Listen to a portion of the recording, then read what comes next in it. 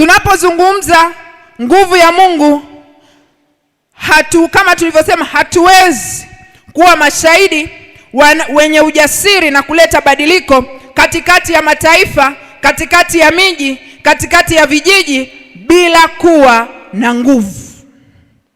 Bwana asifiwe.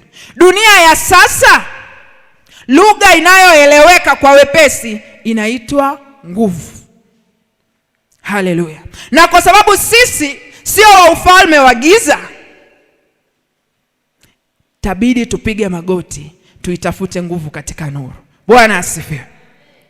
Kwa hiyo kanisa itabidi tukazane, tuitafute nguvu ya Mungu, kwa sababu adui anayo nguvu ya upande wa pili ya kuwashawishi watu, sio kwa mashindano, lakini ili tumtangaze Kristo Yesu kwamba ni mwenye nguvu, mfalme wa uweza wote. Itakuwaje kama mambo yatatukuta ambapo tunatakiwa tumdhihirishe Kristo na ndani mwetu hatuna nguvu? Hatutaweza kupita kwenye kipimo. Mungu wetu atadhihakiwa. Mungu atusaidie sana. Sio kwamba hana nguvu, lakini ni chombo gani kilichomdhihirisha?